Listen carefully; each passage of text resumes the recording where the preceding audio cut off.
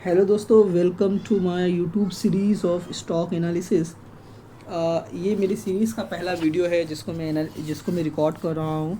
Hope आप इसको बहुत ही अच्छी तरीके से देखेंगे और समझेंगे कि एक सही एनालिसिस, एक चार्ट रीडिंग स्किल क्या होती है।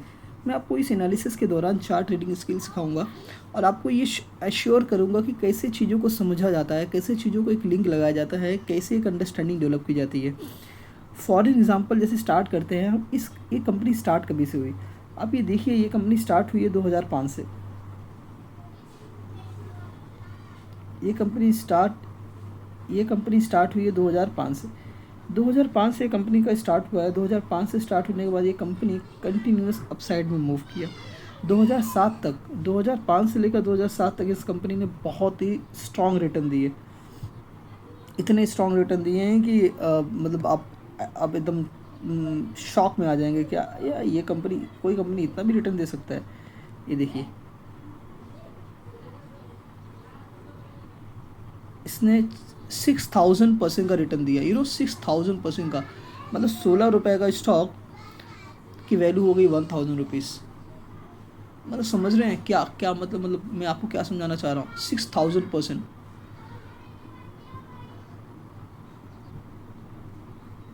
तो इस तरीके से स्टॉक में मोमेंटम होता है। अभी देखिए, ये नेक्स्ट 2005 से लेकर 2007 तक में इस कंपनी में इतना भारी मोमेंटम हो गया। ठीक है, अब इतना स्ट्रॉन्ग जब मोमेंटम इसने दिया 2007 में, मतलब 2 साल में स्टॉक ने 6000% का रिटर्न दे दिया।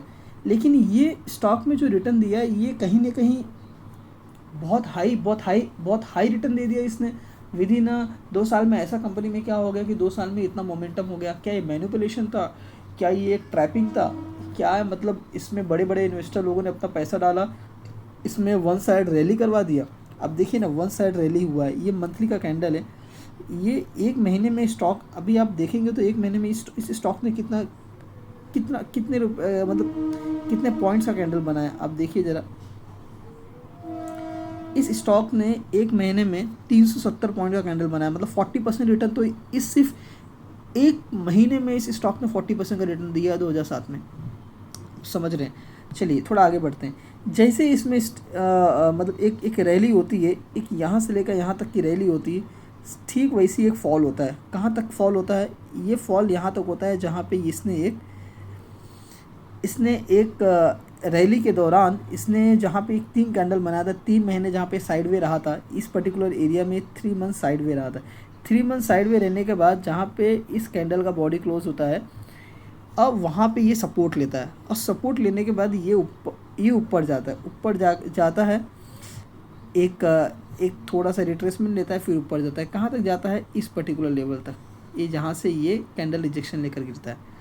अब कोई भी चीज़, हमेशा एक चीज़ याद रखिए, कोई भी चीज़ जब भी एक हाई बनाती है और फिर से हाई से लो आता है, इसने एक हाई बनाया, हाई बनाकर ये एक लो बनाया। ठीक है, हाई बनाकर इसने एक लो बनाया, एक हाई बनाया, एक लो बनाया। यहाँ से स्टार्ट हुआ और फिर से ये कहाँ पे गया? यहाँ पे क्यों आया? क्योंकि इसी पर्टिकुलर जहाँ से लेवल से रिजेक्शन हुआ था, इसी रिजेक्शन से वो नीचे आ गया। अब फिर ये नीचे आ गया, ये फिर से यहाँ पे, क्योंकि एक हाई जो था, हाई को इसने रिजेक्ट किया, वहाँ से रिजेक्शन ले लिया, उसको रिस्पेक्ट किया।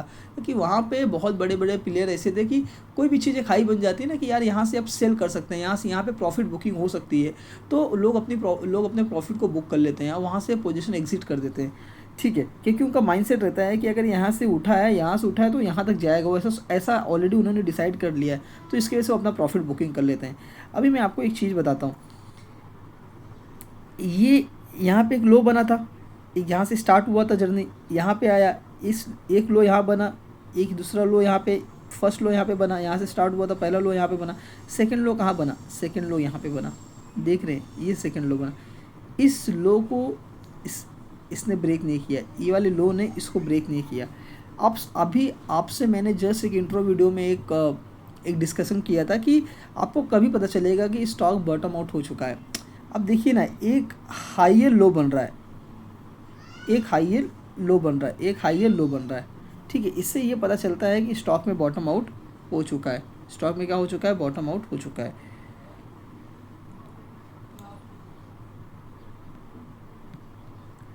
अभी आगे चलते हैं। अभी एक समय ऐसा आता है कि यहाँ पे हाई लो, अभी यहाँ पे हाई लो बन रहा है। हाई लो बनने के बाद ये फिर से अपसाइड की तरफ मोमेंट देता है। हाई लो बनने के बाद फिर से ये जाता है, एक मोमेंटम दिखाता है, और फिर से ये जो इसने हाई बनाया था इस हाई को ब्रेक कर देता है और एक नया हाई बनाता है।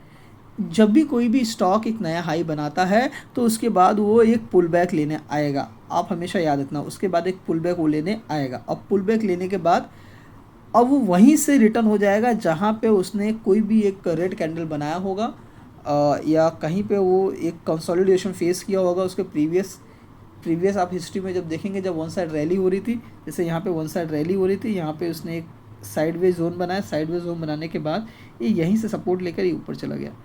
जब ऊपर सपोर्ट गया तो एक फिर से एक हायर हाई बनाया, एक फिर से हायर हाई बनाया। तो सिनेरियो क्या डेवलप हो रहे हैं आप समझ रहे हैं, ये हाई लो बनते चला जा रहा है, ठीक है। ये एक हायर हाई बना, एक ये हायर हाई बना, एक ये हायर हाई बना। मतलब क्या हो रहा है, हायर हाई बनते जा रहा है, लोअर हाई बनते जा रहा है। आप समझ रहे होंगे मेरी बात जो मैं आपको समझाना चाह रहा हूँ। अभी देखिए फिर से ये स्टॉक जब नीचे आया, फिर से स्टॉक जब ये नीचे आया, तब ये स्टॉक इस पर्टिकुलर लेवल को सपोर्ट के लिए, जहाँ पे ये लोअर लो बना था, एक नया लो बना था, इसी लेवल को सपोर्ट करके बॉडी इसके ऊपर क्लोजिंग दे दी। अगर बॉडी इसके नीचे क्लोजिंग दे देती तो ये प्रॉब्लम में आ जाता, ये एक पूरा चार्ट बेकार हो जाता अगर बॉडी इसके, क्योंकि ये हायर हाई और लोअर हाई का फॉर्मेशन नहीं बनाता फिर। लेकिन इसने बॉडी कहाँ क्लोज किया, बॉडी इसके ऊपर क्लोज किया। वीक बन जाएगा, वीक बड़ा बन सकता है, बट हमारे लिए इम्पॉर्टेंट क्या है कि बॉडी कहाँ पे क्लोज होती है, वो हमारे लिए ज़्यादा इम्पॉर्टेंट है। समझ रहे, वीक बनना नहीं, बॉडी कहाँ पे क्लोज हो रही है ना, दैट इज़ मोर इम्पॉर्टेंट। देखो बॉडी ऊपर क्लोज हो रही है, वीक नीचे बना है। अभी यहाँ से फिर ये ऊपर गया, यहाँ से ऊपर जाने के बाद आप देखिए एक नया हाई बनाया, एक नया हाई बनाया तो एक नया लो भी बनाया। अभी देखिए ना, ये एक जो लो बना था उसके बाद एक लो यहाँ पे बना, इस लो को उसने रिस्पेक्ट किया, इस लो को उसने ब्रेक नहीं किया, एक नया लो यहाँ पे बनाया और एक नया हाई यहाँ पे बनाया। Are you getting what I am trying to explain you, कि मार्केट में एक कैसा, अभी मैंने 7 मिनट में आपको ये समझाया कि मार्केट में कैसा एक फॉर्मेशन कैसा बन रहा है, मार्केट में कैसा एक फॉर्मेशन बन रहा है, उस चीज़ को मैं आपको समझाने की पूरी कोशिश किया, ठीक है। अभी मैं आपको एक चीज़ बताता हूँ, एक ये हाई बना, एक लो बना, इस लो को यहाँ पे सपोर्ट किया, एक नया हाई बना, लो को सपोर्ट किया, एक नया हाई बना, इस लो को बॉडी के ऊपर सपोर्ट किया, एक नया यहाँ पे लो बना, उसके बाद एक यहाँ पे नया हाई बना, फिर एक नया लो बना, और उसके बाद एक शार्प मोमेंट दिया। उसके बाद एक स्टॉक ने कैसा मोमेंट दिया, एक शार्प मोमेंट दिया। शार्प मोमेंट देने के बाद एक नया हाई यहाँ पे बनाया, एक नया हाई यहाँ पे बनाया। अब हमारा पॉइंट है ये करेक्शन कहाँ तक हो सकता है। अभी ये ग्लोबल सेल ऑफ चालू है दोस्तों, ग्लोबल सेल ऑफ चालू है। एल&टी लार्सन एंड टुब्रो एक बहुत बड़ी कंपनी है जो अपने सेक्टर्स में बहुत it's a big player in construction sector में एक बहुत बड़ा प्लेयर है वो। और इतना बड़ा प्लेयर है कि गवर्नमेंट के सारे प्रोजेक्ट को वही हैंडल करता है, ऑलमोस्ट सारे प्रोजेक्ट को वही हैंडल करता है। बड़े बड़े पोर्ट्स को वही बनाता है, बड़े बड़े हाईवेज़ को वही कंस्ट्रक्ट करता है। इंडिया में जो भी इंफ्रास्ट्रक्चर डेवलपमेंट हो रहा है वो पूरा काम में सबसे ज़्यादा, उस इंफ्रास्ट्रक्चर को बनाने में सबसे ज़्यादा रोल है एल&टी का। तो एल&टी एक ऐसी गवर्नमेंट है जिसको गवर्नमेंट के 1 लाख करोड़ का जो उसका इंफ्रास्ट्रक्चर का पाइपलाइन का जो प्रोजेक्ट है गवर्नमेंट का 1 लाख करोड़ का, 1 लाख करोड़ का, तो उसमें गवर्नमेंट की उसको बहुत सारी फंडिंग मिलती है, बहुत सारी प्रोजेक्ट बनती है। तो उसी सब का नतीजा है कि ये कंपनी कंटिन्यूअस ग्रो करते जा रही है, कंपनी कंटिन्यूअस ग्रो करते जा रही है। अब देखते हैं ये कहाँ तक आता है। पॉसिबिलिटी है कि ये यहाँ तक आ जाए, समझ रहे हैं, इसकी पॉसिबिलिटी है कि ये यहाँ तक आ जाए तो एक अच्छा करेक्शन दे देगा।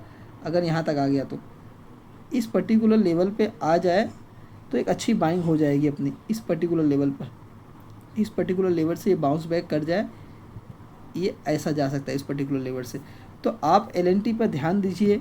ये मेरे तरफ से आपके लिए एल&टी का एक एनालिसिस था जिसको आपको आपको जिसको ध्यान में रखना है कि मार्केट में कैंडल कैसे रीड करते हैं, कैसे अंडरस्टैंडिंग डेवलप करते हैं, जो आपके लिए काफ़ी बेनिफिशियल होगा कि किसी भी कंपनी के स्टॉक्स के बारे में कैसे हमें एनालिसिस करना चाहिए और अपनी एक अंडरस्टैंडिंग कैसे डेवलप करनी चाहिए।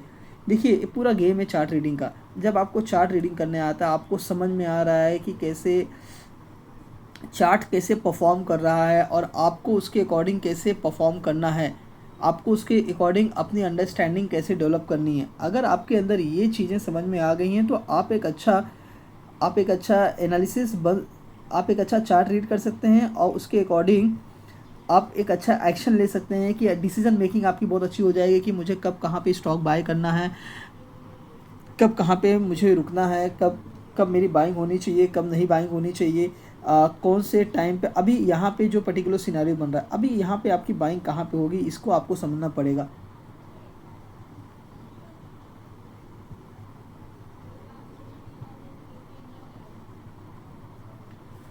तो इसको आपको समझना पड़ेगा। जब आप इस सब चीज़ों को समझ जाएंगे ना, जैसे ही इस पर्टिकुलर लेवल को ब्रेक करेगा एक नया हाई बनेगा।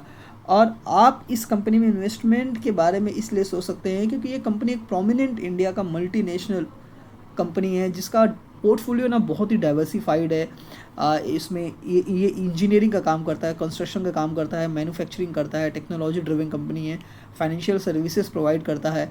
ठीक है, इसके इसके पोर्टफोलियो ना बहुत ही डाइवर्सिफाइड है और इसका फाइनेंशियल परफॉर्मेंस भी बहुत ही अच्छा है। इसने अभी दिसंबर 31 2024 के क्वार्टर में इसका नेट प्रॉफिट था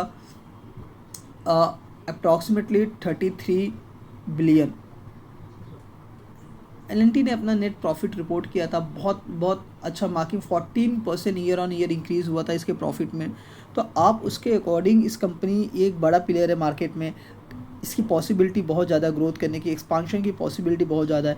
तो आप इसको एक लॉन्ग टर्म के तरीके से ना अपने पोर्टफोलियो में ऐड करने के लिए के बारे में सोच सकते हैं। फिर से दोस्तों, ये मेरी तरफ से आपके लिए कोई एडवाइस नहीं है, ये मेरा एक लर्निंग है जो आपके साथ शेयर किया है। डिसीज़न आपको लेना है, आपका पैसा है, आपको कहाँ पे कितना फ़ंड एलोकेट करना है, आपको किस सेक्टर में कितना पैसा लगाना है। बस मैं आपको एक ओवरव्यू, आपकी थोड़ी सी मदद करने की कोशिश कर रहा हूँ। बस ये थोड़ी सी मेरी आपको मदद होगी, एक एनालिसिस प्रोवाइड करके, ताकि आपकी एक अंडरस्टैंडिंग डेवलप हो सके। बस इतनी ही मेरी मदद, इतनी ही मेरी तरफ से आपके लिए हेल्प है, ताकि आपको एक डिसीज़न लेने में आपको एक सपोर्ट मिल सके।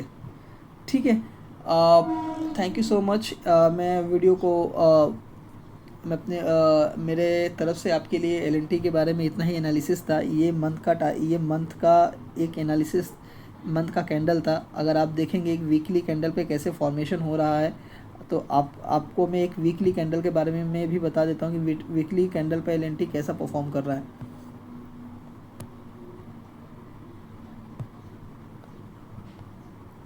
अभी देखिए, ये स्ट्रक्चर आप देख रहे हैं, ये कैसा स्ट्रक्चर बन गया। ये स्ट्रक्चर को ये देखिए, ये कैसा स्ट्रक्चर बन गया, इस साइडवेज स्ट्रक्चर बन गया।